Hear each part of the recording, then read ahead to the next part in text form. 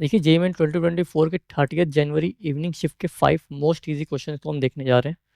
पहला क्वेश्चन है हमारे पास, हमें एक वेक्टर गिवन है और वेक्टर बी गिवन है such that angle between vector A and vector B क्या है, पाई/4 है। और मॉड बी का स्क्वायर दे रखा है 6, ए डॉट बी की वैल्यू दे रखी है 3√2। तो हमें इस एक्सप्रेशन की वैल्यू फाइंड आउट करनी है। सबसे पहले ए डॉट बी देखते हैं क्या है हमारे पास, 3√2 ये हो जाएगा।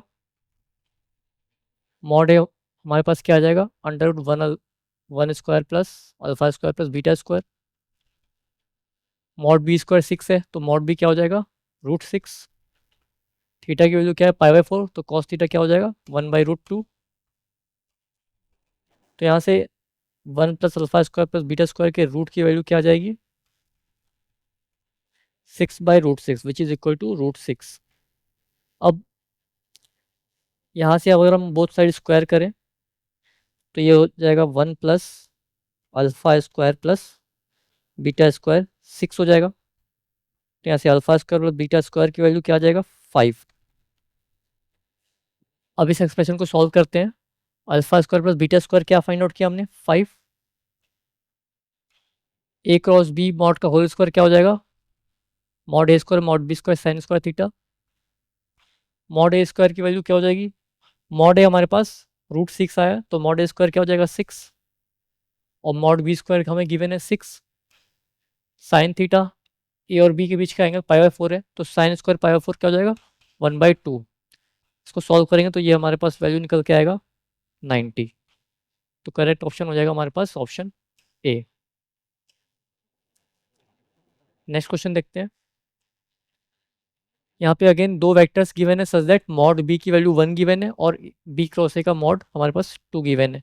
तो हमें ये एक्सप्रेशन फाइंड आउट करना है। तो ये हो जाएगा हमारे पास B cross A mod whole square plus mod B square minus 2 B cross A dot B. ये वैल्यू 0 हो जाएगी, B cross A dot B. Mod B cross A का होल स्क्वायर क्या आ जाएगा हमारे पास, 4, और मॉड बी स्क्वायर की वैल्यू 1। तो ये हो जाएगा हमारे पास final answer 5 which is option B. Next question देखते हैं। यहाँ पे हमें दो बैग्स दे रखे हैं। बैग ए में 3 वाइट और 7 रेड बॉल हैं और बैग बी में 3 वाइट और 2 रेड बॉल्स हैं। कहा गया one bag is selected at random and a ball is drawn from it, तो the probability of drawing the ball from bag A if the ball drawn is white. ये simple Bayes theorem का question है। तो यहाँ पे सबसे पहले हम 3 इवेंट्स बनाते हैं।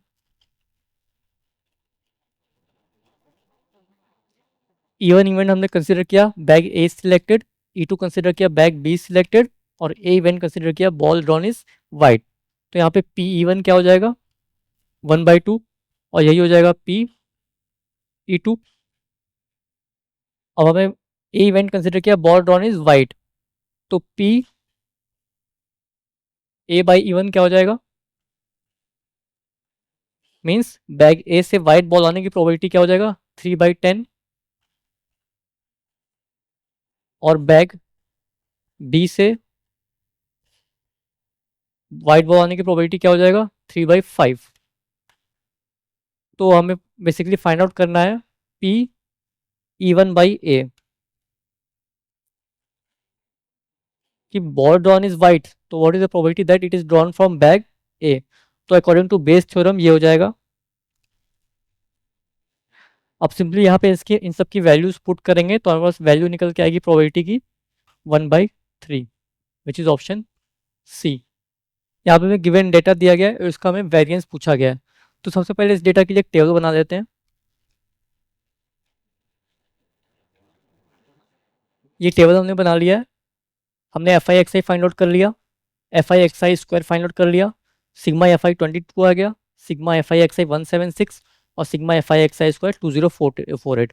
अब यहाँ पे वेरिएंस का फॉर्मूला हम यूज़ करेंगे। वेरिएंस का फॉर्मूला होगा 1/n sigma FI/XI square minus X bar का होल स्क्वायर। सबसे पहले मीन फाइंड आउट कर लेते हैं। मीन हो जाएगा हमारे पास sigma FI/XI by sigma FI which is 176/22। ये हो जाएगा हमारे पास 8। अब सिग्मा स्क्वायर की वैल्यू फाइंड आउट करते हैं 1/n। एन हमारे पास क्या है, सिग्मा FI विच इज 22, और सिग्मा FI/XI स्क्वायर हमने फाइंड आउट किया 2048, और मीन स्क्वायर की वैल्यू फाइंड आउट की हमने 64। इसको सॉल्व करेंगे तो हमारे पास वैल्यू निकल के आ जाएगी 29। तो हमारा आंसर हो जाएगा फाइनल 29। नेक्स्ट क्वेश्चन देखते हैं। इस क्वेश्चन में कहा गया हमें इस इक्वेशन की number of real solution find out करना है। यहाँ पे हमारे पास इस इक्वेशन में दो फैक्टर्स हैं। पहले इक्वेशन लिख लेते हैं। यहाँ पे आप देख सकते हैं दो फैक्टर का प्रोडक्ट जीरो इक्वल आ रहा है, मतलब या तो ये फैक्टर जीरो होगा या तो ये फैक्टर जीरो होगा। इस वाले फैक्टर में आप देख सकते हो सारे ही टर्म पॉजिटिव हैं, तो यहाँ पे किसी भी एक्स की वैल्यू के लिए हमें इसका सम जीरो नहीं मिलेगा। तो यहाँ से हमें एक ही सॉल्यूशन मिला, X equal to zero which is the only solution. तो नंबर ऑफ सॉल्यूशन क्या आ जाएंगे 1।